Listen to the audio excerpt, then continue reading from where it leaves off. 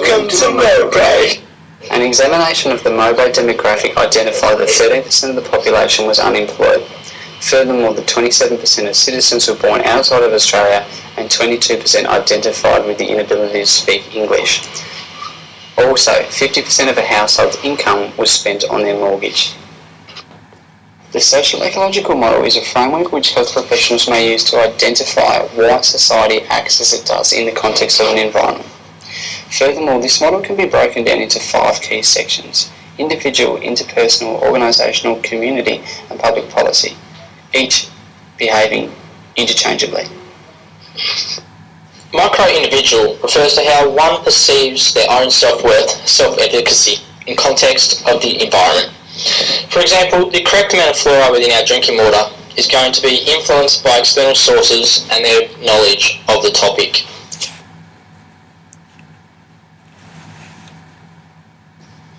Micro-interpersonal is the interactions in which we engage with our peers, co-workers, parents and significant others.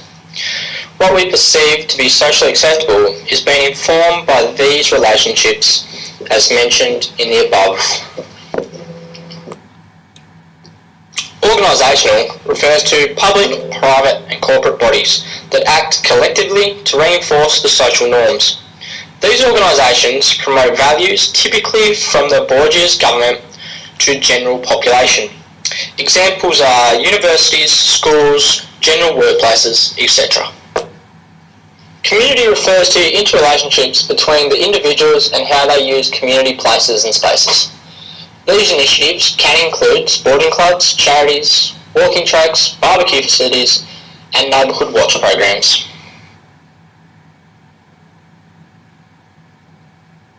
Macro public policy looks at public influences on the population, whether it be a local government, state or federal. These agencies provide and aim to better health within the society. This might be whether a cigarette tax or no smoking in a pub. This will change the public's behaviour. Active transport looks at how people transport around and the factors that influence this. Mowbray has bike lanes, footpaths, major roads and parking facility, and the accessibility of these facilities varies.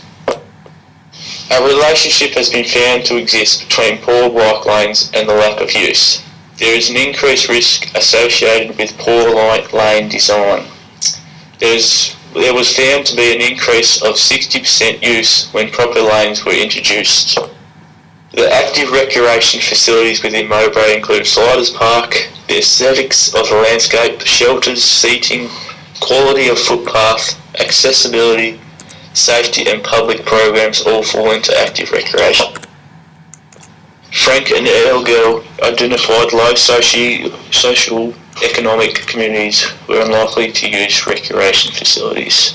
This leads back to the lack of education and understanding health benefits of physical activity.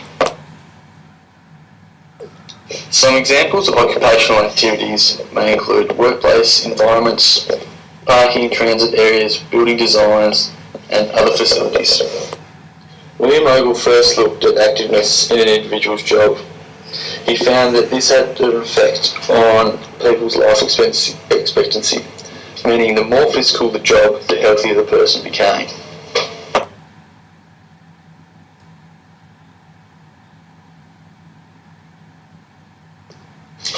McMichael went on to name this the healthy worker effect. A year later, Goldsmith proceeded to continue with McMichael's work by looking at industrial workers and their life expectancy. He found that their life expectancy was greater than that of people with no job or office workers. This pie graph demonstrates the Mowbray metropolitan transportation choices over a 1 hour period from 3 to 4 p.m. We identified that 95% of the transportation through Mowbray was cars, with all other variables consisting of approximately 1%. As such, from the data collected, we can conclude that the walkability of the Mowbray metropolitan is about 1.3%, implying the total amount of people who either walked or used public transportation such as a bus accounted for only 1%. Created using Powtoon.